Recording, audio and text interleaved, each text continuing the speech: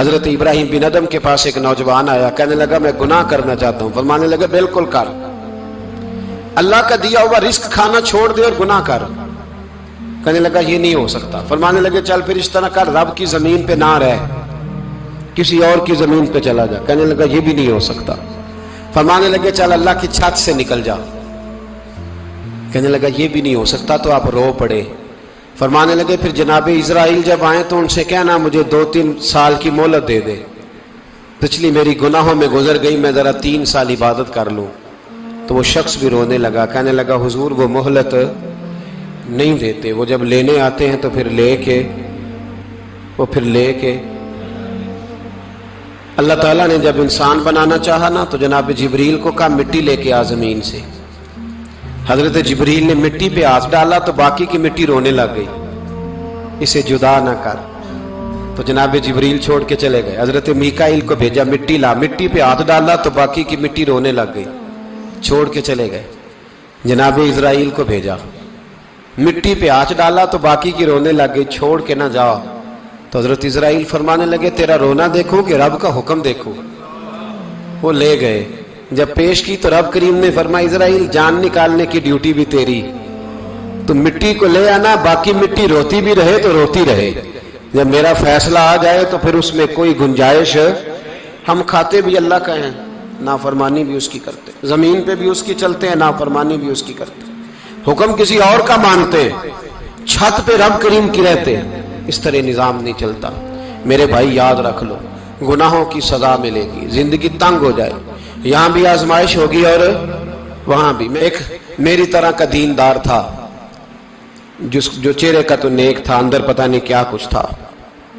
ایک طوائف گزر رہی تھی، اس نے اس کو تبلیغ کر دی، کہنے لگا بس کر دے، سیانی بن جا.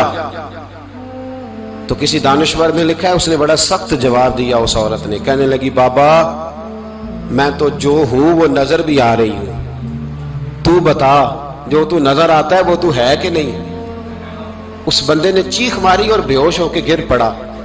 تو لوگوں نے کہا بابا آج کسی صوفی کا کلام سنا ہے جو بے ہوش ہو گیا. تو اس نے کہا نہیں، آج طوائف کی بات سنی ہے، طوائف کی. اور وہ عجیب بات کر گئی ہے، وہ کہہ گئی ہے میں تو جو ہوں میں نظر آ رہی ہوں، تو بھی تو بتانا، تو بتانا کہ تو دستار امامت پہنتا ہے.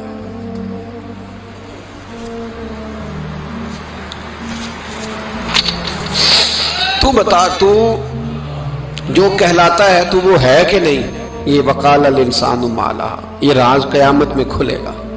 ہم جو کچھ بتا رہے ہیں نا اپنی زبانوں سے، ہمیں اپنے گناہوں کا احساس ہونا چاہیے. ایسا نہ ہو کہ جب سزا ملے تو پھر اس طرح کی ملے کہ دوبارہ کسی کو کوئی منہ دکھانے کے قابل نہ رہے. میرے بھائی یاد رکھیں اور سمجھیں، گناہ انسان کی زندگی کو تنگ کرتے ہیں. میرے نبی پاک علیہ السلام نے فرمایا جب تو جھوٹ بولتا ہے تو تیرے فرشتے کرامن کاتبین سائیڈ پہ ہو کے کھڑے ہو جاتے ہیں. جب تو زنا کرتا ہے تو تیرے اندر سے ایمان نکل جاتا ہے. اور نبی پاک علیہ السلام نے فرمایا جب میری قوم میں ناانصافی عام ہو جائے گی تو قتل بھی عام ہو جائے گا. اور سن لو لکھ لینا یہ حدیث دل کی تختی پر. نبی پاک علیہ السلام نے فرمایا جب میری قوم میں بے حیائی اور بدکاری عام ہو جائے گی تو 2 سزائیں اللہ دے گا. ایک تو جوان موتیں آئیں گی، جوان بچے کچھ بھی نہیں دیکھا چلے گئے. اور دوسری سزا اللہ یہ دے گا کہ ایسی بیماریاں آئیں گی جن کا علاج نہیں ملے گا، ایسے امراض پھوٹ پڑیں گے. اگرچہ میں آپ کو ایسی تقریر بھی سنا سکتا تھا جس پہ آپ بہت زیادہ محظوظ ہوتے، پر میں نے اس جمعے میں ایسا موضوع چنا ہے جس کا ہمیں خاص ضرورت ہے. بھائی دیکھیں تو صحیح، کہیں ایسا تو نہیں کہ ہم ان عیبوں میں مبتلا ہیں. میرے نبی کریم علیہ السلام نے فرمایا جب تم نیکی کا حکم دینا اور برائی سے منع کرنا چھوڑ دو گے پھر اللہ تم پر ظالم حکمران مسلط کرے گا. اور اگلے لفظ اس سے بھی زیادہ سخت ہیں. محبوب فرمانے لگے پھر تمہاری نیک لوگ دعائیں بھی کریں گے تو اللہ وقتی طور پر ان کی دعاؤں کو بھی قبول نہیں فرمائے گا. اس لیے کہ تم لوگوں نے نیکی کا حکم دینا اور بھلائی سے روکنا چھوڑ دیا.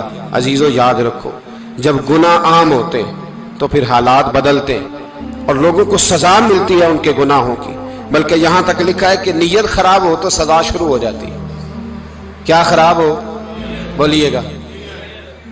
نیت بھی خراب ہو تو سزا